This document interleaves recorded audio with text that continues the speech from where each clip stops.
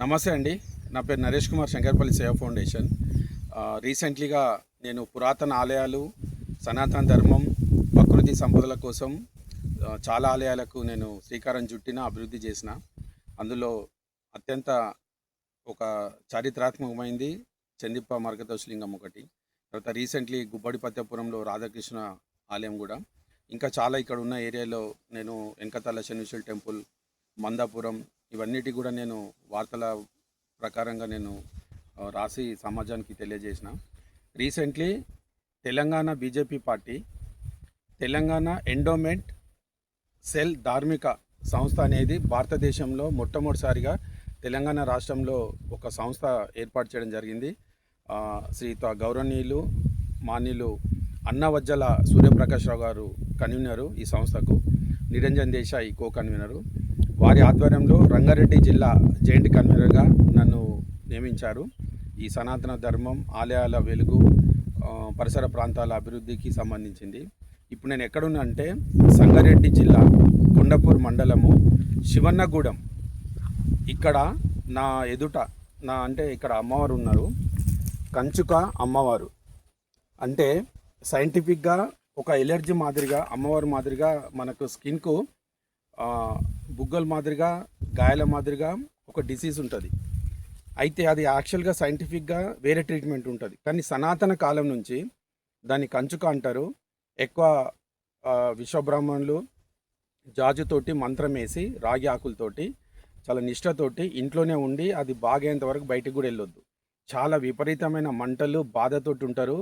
ఆ బాధ చాలా వర్ణతాతీతం, అది శత్రులకు కూడా రావద్దు.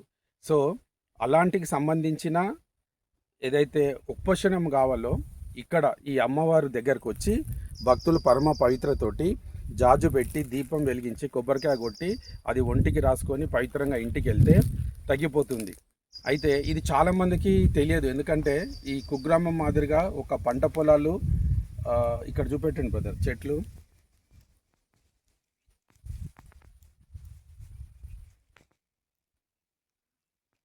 ఇక్కడ ఉంటుంది ఇక్కడ. అయితే ఇక్కడికి వచ్చిన భక్తులు చాలామంది బాగా వెళ్ళిపోయిన వాళ్ళు ఉన్నారు. అయితే వాళ్ళు తీసుకొచ్చే ఏదైతే పూజా వస్తువులు ఉంటాయో వాటిని ఏం చేస్తున్నారంటే వాళ్ళ అవసరం తీరిపోయాక మొక్కు చెల్లించుకొని వెళ్తూ ఎక్కడ పడితే అక్కడ పడేసి వెళ్తున్నారు. Like this.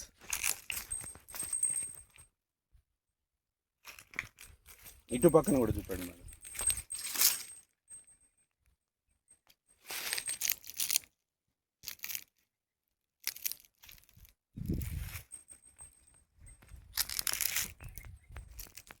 సో దయచేసి ఇప్పటికైనా భక్తులు, ఎందుకంటే మనం భక్తితో వచ్చినప్పుడు ఇక్కడ పరిసర ప్రాంతాలు కూడా చాలా ఆధ్యాత్మికంగా కనిపించాలి.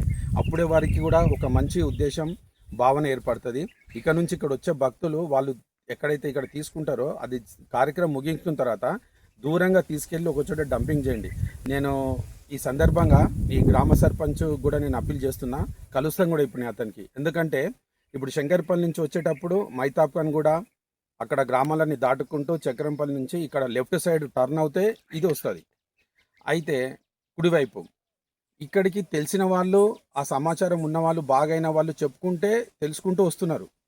కానీ ఆ రోగంతో బాధపడుతున్న వాళ్ళు వేలు లక్షలు కూడా ఖర్చు పెట్టుకున్న సందర్భాలు ఉన్నాయి. చాలామంది గోయింద అయిన వాళ్ళు కూడా ఉన్నారు దీంట్లో.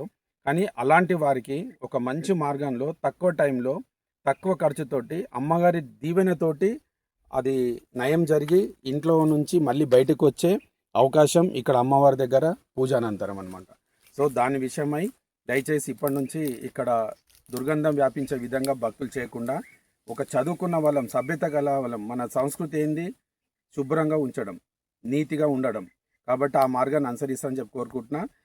చాలామంది ఎవరైతే ఈ బాధతోటి బాధపడుతున్నారో కంచుకతోటి, వాళ్ళందరూ మనసులో మొక్కుకోండి, ఇక్కడికి వచ్చి అమ్మవారికి పూజ చేసుకుంటూ మీ గాయాలను నయం చేసుకోవాలని చెప్పి కోరుతున్నాం. అందరికీ శుభం కావాలని చెప్పి మరొకసారి సనాతన ధర్మం అభివృద్ధి చెందాలని చెప్పి కోరుకుంటున్నాం.